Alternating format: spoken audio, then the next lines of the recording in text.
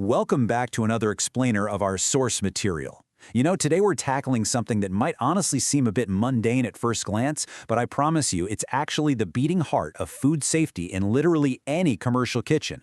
We're going to break down exactly how to transform a totally basic storage room into a disaster-proof, heavily regulated operational fortress. So let me kick things off with a quick question for you. What do you think is the absolutely most critical, yet completely overlooked room in any restaurant? You're probably picturing the hot cooking line, right? Or maybe the walk-in freezer. But the reality is, the dry storage room is the true hidden battleground for food safety. It's the foundation where your most vulnerable ambient inventory just sits, and if your setup in this room fails, well, your entire operation is instantly at risk.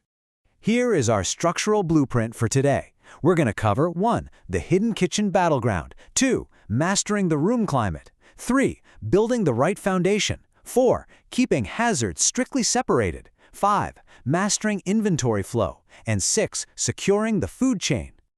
All right, kicking things off with Section 1, the hidden kitchen battleground and the high stakes of dry storage. Let's get real about the massive operational risks at play here. The dry storage room isn't just a closet, it's a highly controlled environment where the stakes are, frankly, through the roof. As this quote, straight from the official Food Safety Code of Practice puts it, safe food is achieved by being free from all types of hazards. And we're talking severe biological and chemical stakes here. Food hazards are basically any biological, chemical, or physical agent that can cause adverse health effects.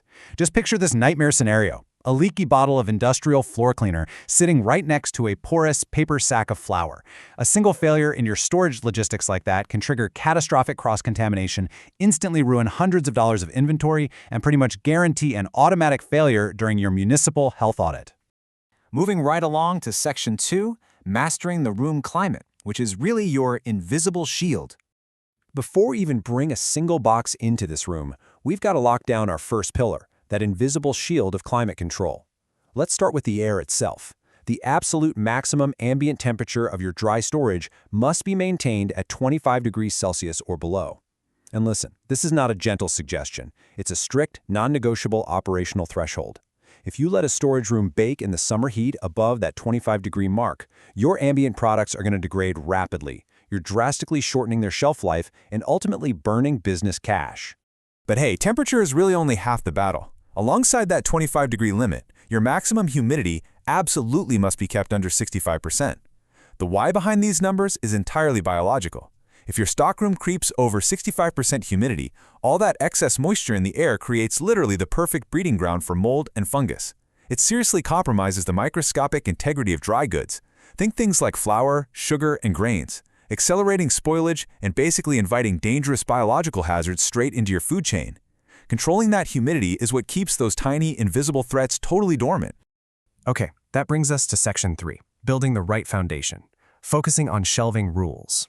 Now that the air in our room is totally controlled and monitored, we need to install the correct furniture. This is our second pillar, building a solid foundation through incredibly strict shelving rules. We've got to use non-absorbent, rust-resistant materials. So approved shelving includes things like commercial-grade stainless steel or super-durable food-grade plastic. Wooden shelves, on the other hand, strictly prohibited, no way around it, and the reasoning goes right back to microscopic food safety. Wood is highly porous, meaning it easily absorbs ambient moisture, accidental liquid spills, and tiny food particles. Because it literally cannot be thoroughly cleaned and sanitized, it turns into a permanent harbor for harmful bacteria. If a health auditor sees raw or packaged food sitting on wooden shelves, you are looking at an immediate corrective action. And it's not just about what the shelves are made of, but how they're positioned. The golden rule here is that all items must be stored completely off the floor, period.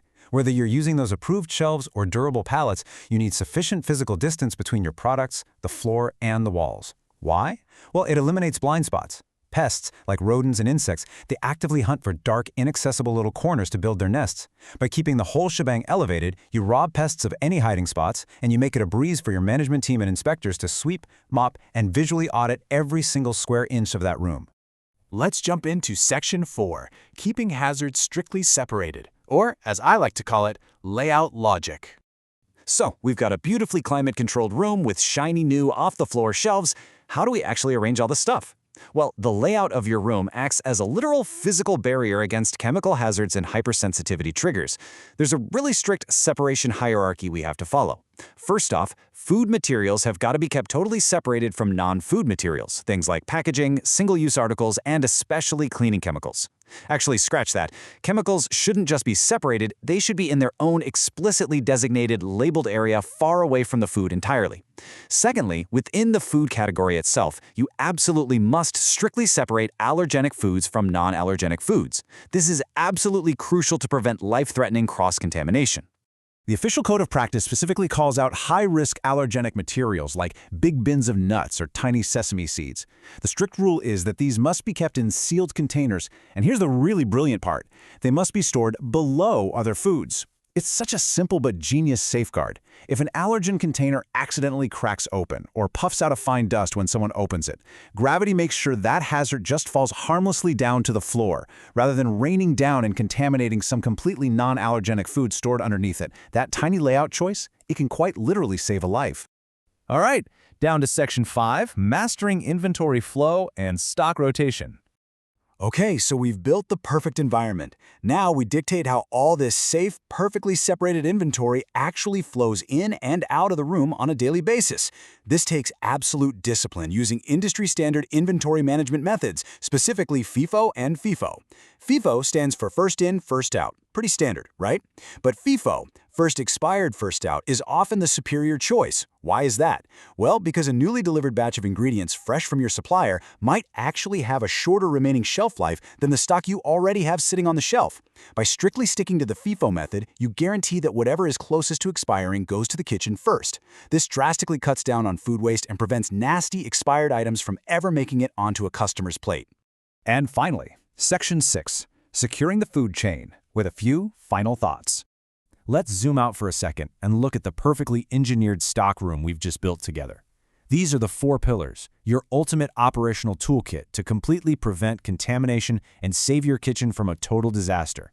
First, we lock that climate at a maximum of 25 degrees Celsius and keep humidity under 65% to stop fungus dead in its tracks.